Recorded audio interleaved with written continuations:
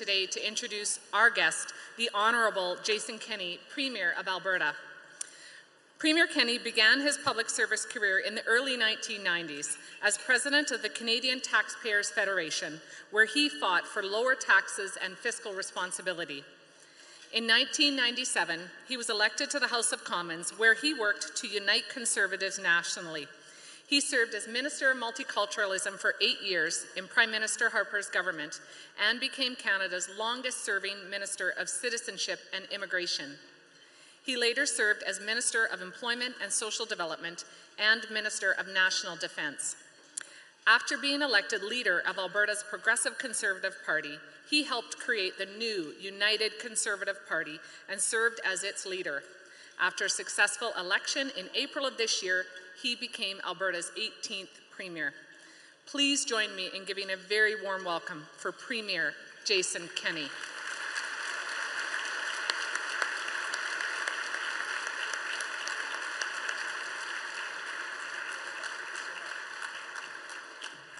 Thank you so much for that, Dawn, and thank you for being a great Alberta entrepreneur and community volunteer. And thank you to the Edmonton Chamber for this invitation. I was just saying to Sandeep, my friend, the president of the Calgary Chamber, look around, eat your heart out. They don't even get an audience a third this size in Calgary. Edmonton represents. Well done to Janet.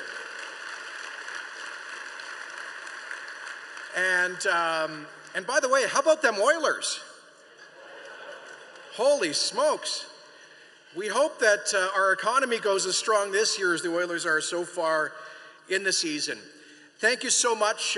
We have a lot of elected officials as well, and to you, to our First Nations leaders, and to all of you for being here to talk about the future of our magnificent province. And let me begin in this discussion of the state of our province with a note of optimism.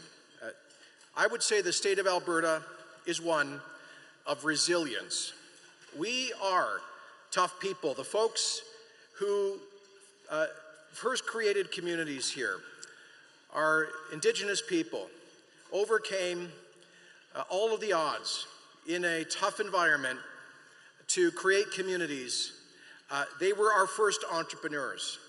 The people who made those canoes that plied the waterways of the Northwest, by the way, sealed by bitumen, who traded between one community and another, showed us the way forward. For those who came in the 18th and 19th centuries, the pioneers, the first farmers, and those who founded communities like Edmonton.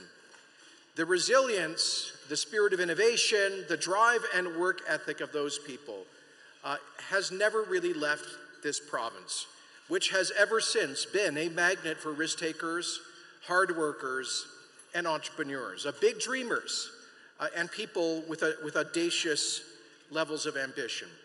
And so it's true that we have been through 5 very challenging years of economic decline and stagnation.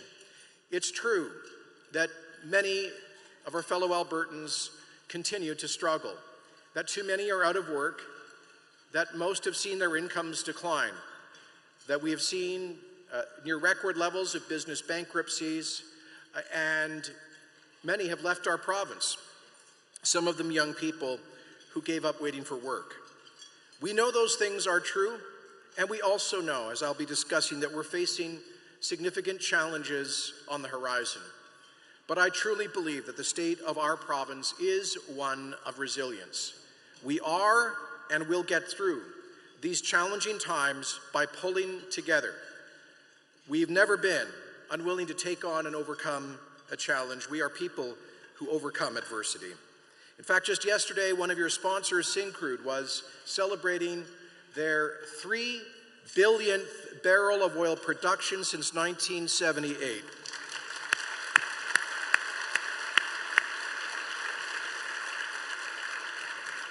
What a perfect metaphor for Alberta. A group of brilliant scientists and entrepreneurs, supported by sensible public policy, who saw in those enormous oil sands north of here untold trillions of dollars of potential wealth to fuel our prosperity and our economy.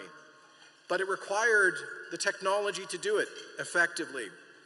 And through intensive investments in research and development, much of it at our own University of Alberta, through strong government leadership and private sector ingenuity, they managed to do what was considered undoable, to turn the world's third largest energy reserves into the greatest engine of Canadian prosperity. Congratulations to Syncrude, and congratulations to all of the engineers, scientists, and working women and men who made that possible.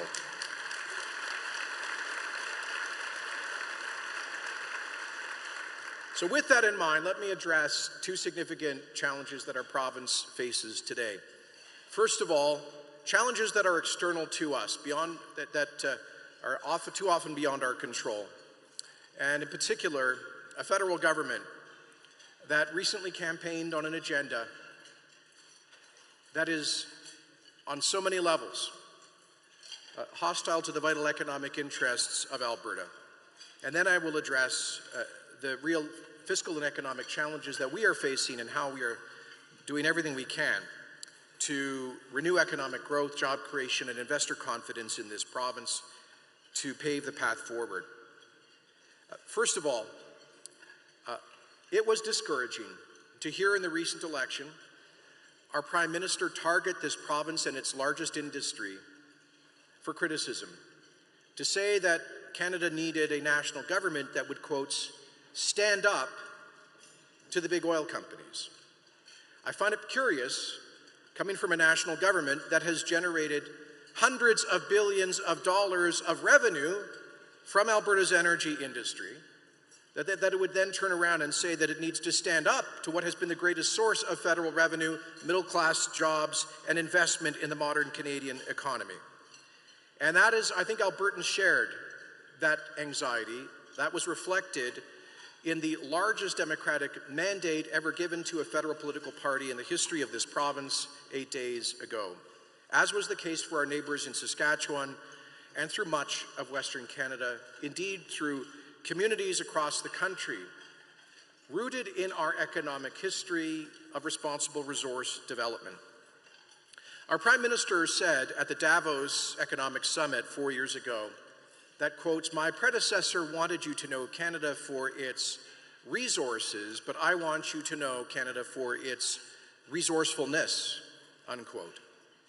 I think what he misunderstood, what I've tried to convey to the Prime Minister, is that there is no industry more resourceful, there is no industry that invests more in science and technology and research and development. There is no industry more focused on shrinking its environmental footprint, including its carbon emissions. There is no industry that has engaged First Nations people more in economic opportunity.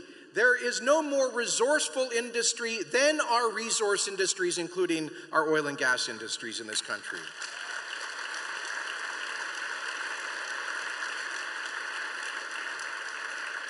And unfortunately, the Prime Minister has given practical expression to that sentiment through a series of policies that have deeply damaged investor confidence, that have led to capital flight and the loss of tens of thousands of jobs and the decline of incomes that we have seen in this province and other parts of Canada.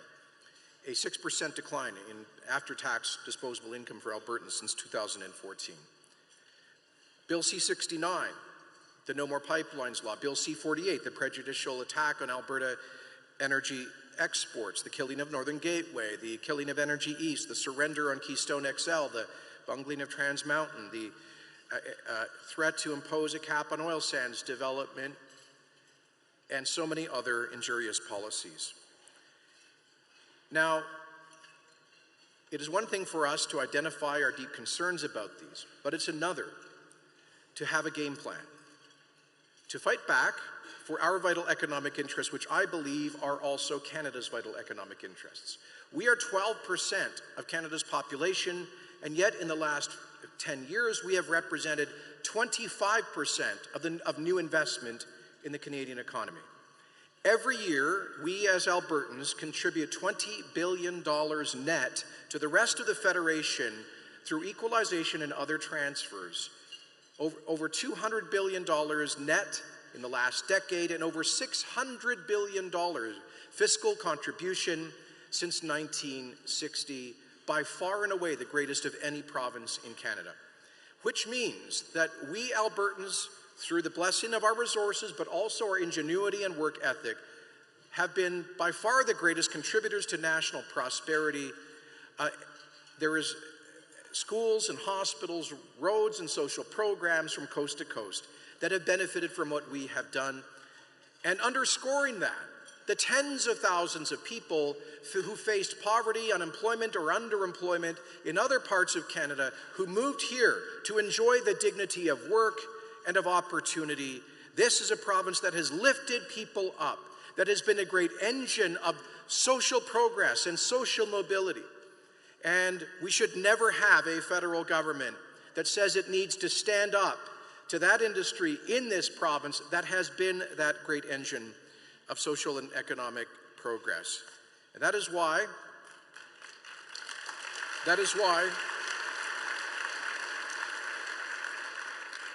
our government has articulated a strategy to fight for our vital economic interests, because we believe they are also Canada's. We cannot have a strong Canada without a strong Alberta. Friends, I'm pleased to tell you that we are not isolated in this. We have friends and allies all through the Federation.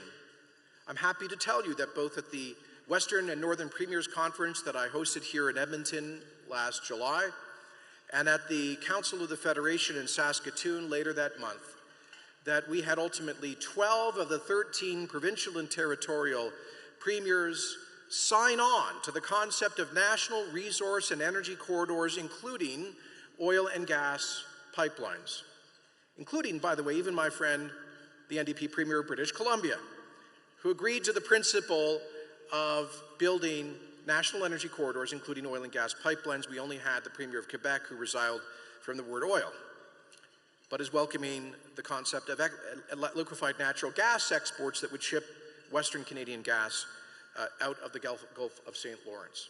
On Bill C-69, we had 9 of 10 provinces agree with us that this bill would deeply injure investor confidence, not just in our energy, but in other resource and major projects across the country. On so many other issues, we have friends and allies across the Federation.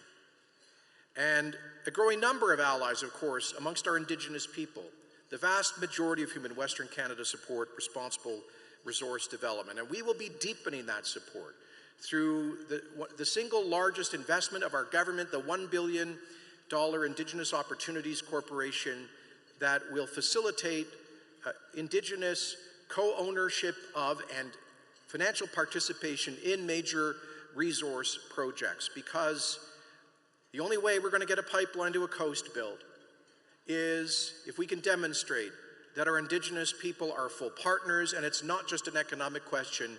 It is also a moral obligation of our time, of our generation, to ensure that that our First Nations people benefit from the responsible development of the resources that lie below the grounds that their ancestors first inhabited.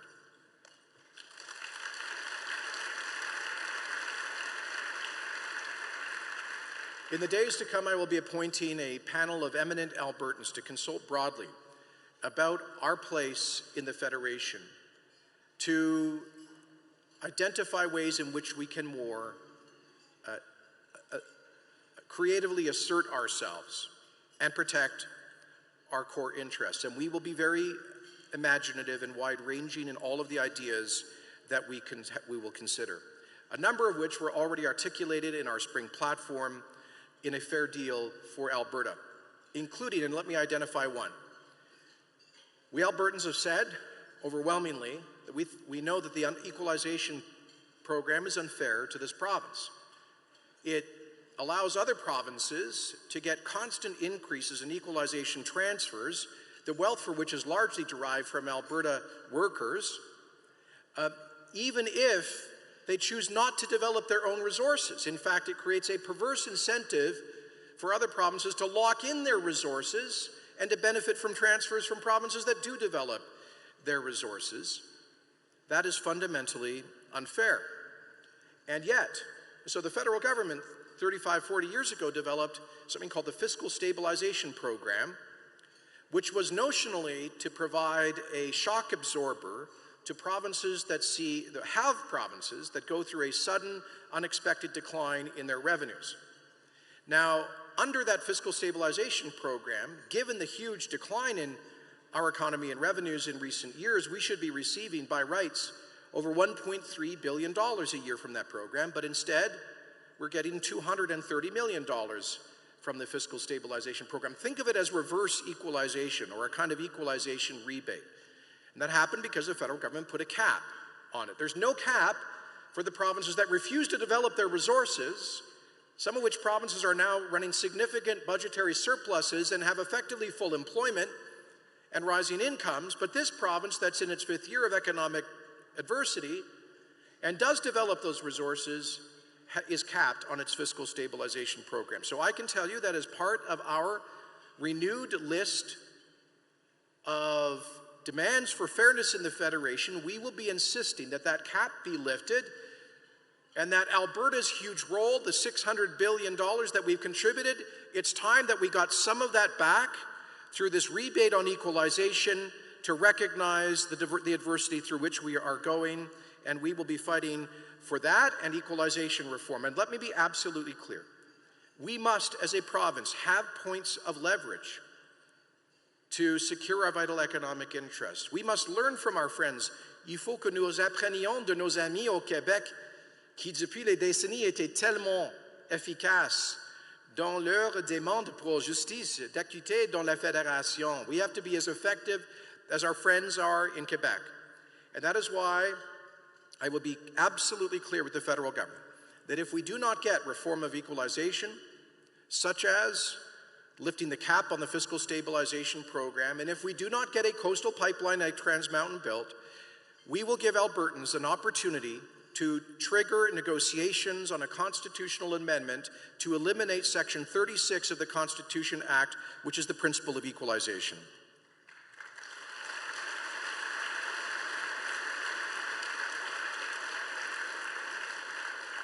So stay tuned for much more on that. Now, one of the ways that we can also protect our interests is to be more resilient in the areas under our own control. And that is really the theme of the budget that was presented by our Finance Minister, Travis Toews, last Thursday. It is a plan for economic growth, for job creation, and for a resilient Alberta. Because not only are we facing serious challenges from Ottawa, but we all know that there is the very real possibility of a global economic downturn in the short to mid-term. The reverse yield curve, international trade disputes, shrinking demand in key emerging markets all suggest that we may be facing a global recession. And let me be absolutely clear about this. If the federal government sells us down the river in order to make a political deal in Ottawa and doesn't build TMX, we will lose by 2023 an estimated $3 billion in provincial revenues. And if there is a mid-sized global recession over the next 4 years, we estimate we'll lose another $3 billion in revenues. We are already running the largest per capita deficit in Canada. We have had the fastest growing provincial debt of any province over the past 4 years. We have gone from $13 billion to $63 billion in net debt in the past 4 years, and without urgent action, we are on track for a debt that will click well past $100 billion, which would mean spending $4 billion a year in interest payments to bankers and bondholders, money that would not be invested in schools, hospitals, and social programs. And then we would be borrowing money to pay interest on our debt, unsustainably. And how exposed will we be to policy shocks emanating from Ottawa or economic uncertainty emanating from the global economy if we don't take action now on an $8 billion deficit that in a worst case scenario could double? Then how will we deal with the crisis down the line? That is why I submit it is completely irresponsible to suggest a policy of ignoring the fiscal crisis that this province finds itself in. That is why we kept our commitment to appoint an expert panel led by former NDP Finance Minister Dr. Janice McKinnon and some of the most highly respected Albertans to advise us on the state of the province's finances and a path to balance. What they concluded is what we all know as Albertans, which is that we have a serious spending problem. We spend 20% more per capita than the average amongst large Canadian provinces if we were simply spending at the same per person level as British Columbia, Ontario, and Quebec, which, by the way, we hardly think of as sort of miserly libertarian governments. We would be spending $10.5 billion less than we are. We would have a $4 billion surplus instead of a $7 billion deficit. Spending at the average level. And you see that the McKinnon panel went deeper. They asked, well, are we getting 20% more bang for the buck? And the answer is manifestly no. On healthcare, we spend 20% more than those provinces, but we have, on most key metrics, worse outcomes. We have lower life expectancy, higher infant mortality, and longer surgical wait times. Folks, imagine we didn't even have a deficit. I think even if we had a surplus today, Albertans would be right to say, what the heck is going on? We demand and we expect better. We should be able to provide care with outcomes that are at least as good as other provinces, especially when we have the youngest population in the country and we're spending 20% more. So even without the fiscal crisis that we face, I believe the whole theme of this budget is to reach out to the folks who deliver our public services, to our public servants, to our nurses, doctors, teachers, and others, and challenge them to work with us to identify new and smart ways of delivering public services more efficiently, because surely in the Get Her Done entrepreneurial Alberta, we can deliver programs at least as efficiently as they do in BC and Ontario. Do you agree? You know, on education, we want to maintain world-class universities and colleges.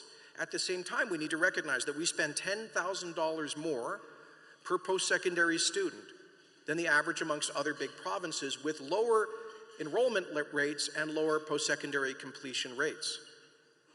So yes, we will continue to invest. And yes, we'll continue to invest in capital spending.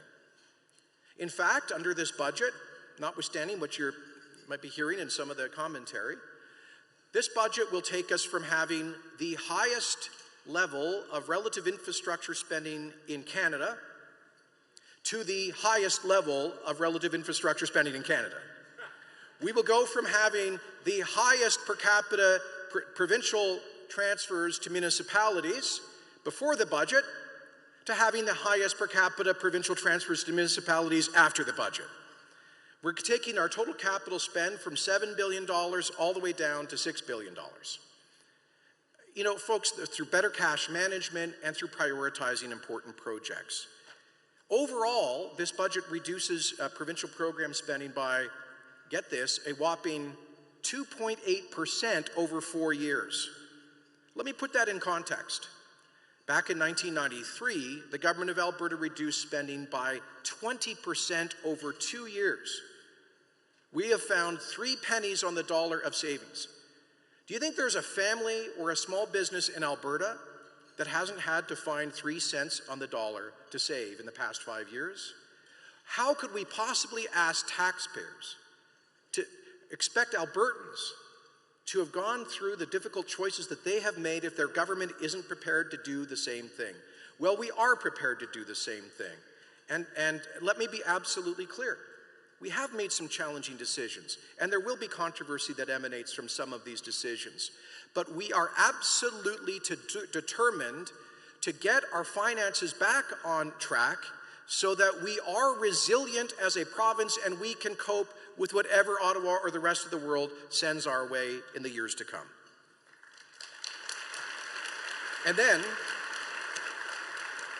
And then, by the way, we get to save money from interest payments, and that then in the future can be reinvested. But none of this will happen or work unless we get our economy rolling again.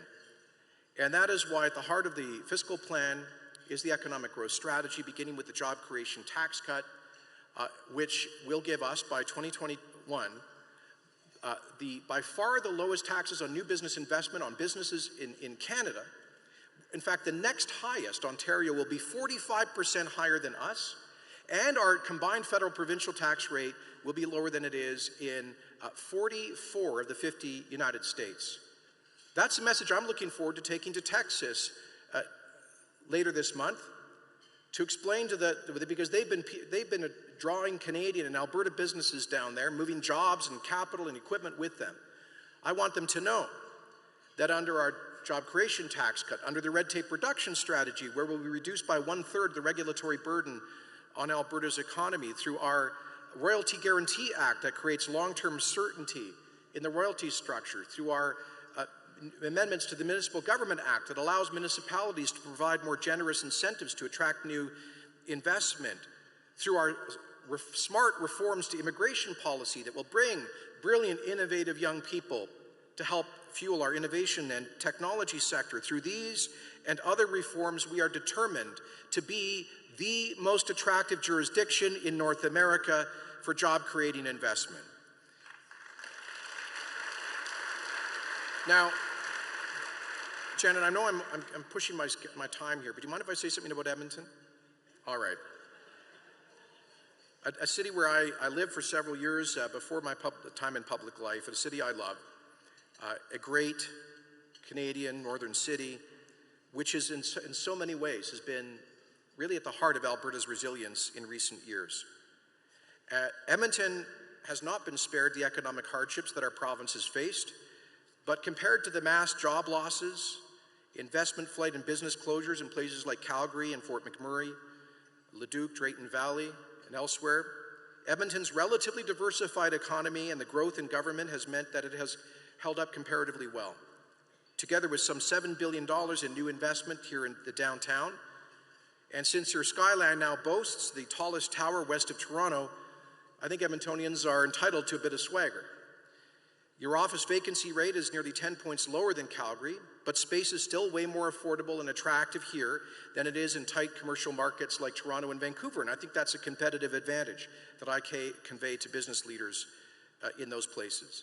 Edmonton has one of the youngest and best educated urban populations in the country, and with the most affordable housing prices of Canada's 6 biggest cities, it is very attractive to young families from across the country and around the world. Your metro population is now 1.3 million, and you've had one of the fastest growing rates of GDP of all Canadian cities in recent years. On top of the city's historical strengths in oil field services and as a warehousing, logistics, and transportation hub, there are exciting things happening in the financial services and information and communications technology sectors. Between 2008 and last year, Alberta's financial services sector increased by 38%, nearly 10 points more than it grew in the rest of Canada, and most of that happened here in Edmonton. The jewel of your tech crown, meanwhile, is the U of A's Artificial Intelligence Lab, ranked in the top 3 in the world, which our government will continue to support through this budget. But the city is also winning global renown for the work being done in nanotechnology, microelectromechanical systems, and machine learning.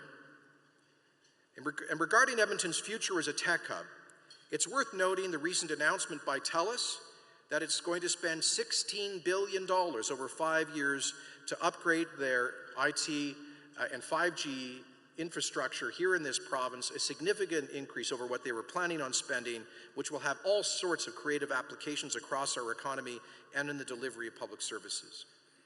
This is a strong vote of confidence in the future of Alberta's economy, and it really amounts to strengthening the foundations of which future jobs and growth will be built, especially in the tech-rich capital region. It's also worth mentioning that elsewhere in the Convention Centre today, 600 delegates from across Canada and around the world are gathered at the Spark 2019 conference, discussing state-of-the-art technologies for reducing CO2 emissions and producing cleaner, greener energy for the world. It's obviously important that Edmonton and Alberta continue to be global centers of excellence for the development of these technologies. To that end, today our government is introducing legislation creating the Technology Innovation and Emissions Reduction System. TIER will incent major emitters to reduce greenhouse gases and generate revenue for further investment in low-carbon energy R&D, and much of that will be invested in this city. Budget 2019 was crafted to support all these inherent Edmonton strengths and more. I'll mention a few examples of Edmonton projects that will be supported in our capital plan, and I want to thank Municipal Affairs Minister and Edmonton Southwest MLA Casey Madhu for his leadership in this regard. On LRT, for example, while it's true we're extending the time frame for funding, the government's overall commitment has not changed. We are honoring a key recommendation of the McKinnon panel on capital spending, that it be brought into line with the levels of other provinces. And we're doing that by moderating spending over time, but not stopping it. We recently announced that we'll be putting $95 million towards the widening of the Ring Road in the southwest to get that vital portion up to capacity. And we're proceeding with over $300 million for new schools in Edmonton over the next 2 years. Through the Municipal Sustainability Initiative and its successor program, the Local Government Fiscal Framework, we'll be providing the capital with $686 million over 4 years. Combined with the gas tax fund, that's nearly $1 billion for the city to invest in its infrastructure priorities. In healthcare, we're proceeding with upgrades at the Misericordia and Stollery Children's Hospitals, and the proposed new Southside Hospital, it is being delayed by 3 years, but it is still very much in the capital plan with the needs, based on the needs assessment made by Alberta Health and AHS. But we're going ahead immediately with construction of the Norwood Long-Term Care Facility, providing more than $200 million over the next 3 years. And in health research and training, there's money for upgrading the U of A's dentistry and pharmacy building, and for the new brain center, as well as the clinical laboratory hub. Capital funding is provided to support the capital's great cultural institutions, including the Winspear Centre, the Royal Alberta Museum, the TELUS World of Science, and the Jubilee Auditorium. And the budget delivers on our platform promise to move ahead on the proposed new Big Island Provincial Park in the southwest of Edmonton's magnificent North Saskatchewan River Valley, together with an $8 million capital commitment to help the Hope Mission build a new emergency shelter here in downtown Edmonton. And on top of all of that, I can tell you that we are working with major global investors on what could be some transformational investments in this region, including the possibility of over $20 billion in new capital expenditures on petrochemical projects in the industrial heartland part of this region.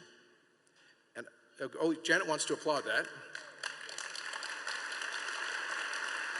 And I can tell you, we are in discussions with a major global company that is giving very serious consideration to locating North America's first major biosimilar pharmaceutical manufacturing facility in this city that could become the hub for a major multi-billion-dollar industry employing thousands of people in good-paying jobs.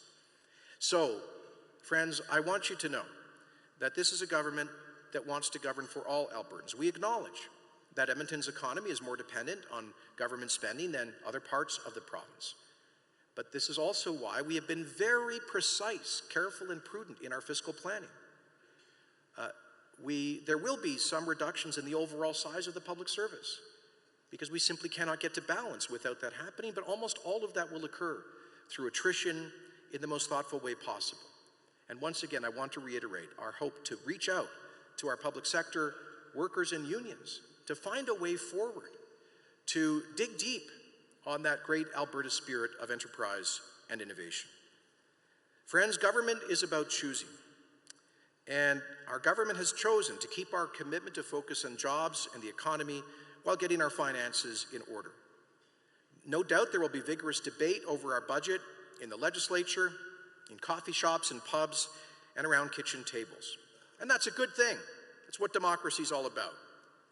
But at the end of the day, I hope and believe that Albertans will see that the budget speaks to our province's future with great optimism. As I always say, Alberta is a magnet for risk takers and hard workers. It has been for generations. Together, we have built one of the most generous and prosperous places on the face of the earth.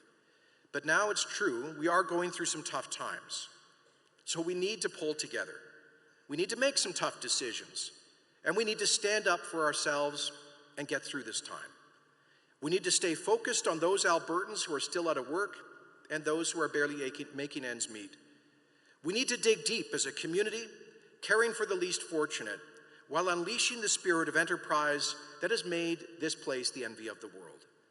I'm confident that we will emerge through this time of adversity stronger than ever, with a bright future as the heart of Canadian prosperity, as an Alberta that for generations yet to come will be strong and free. Thank you very much.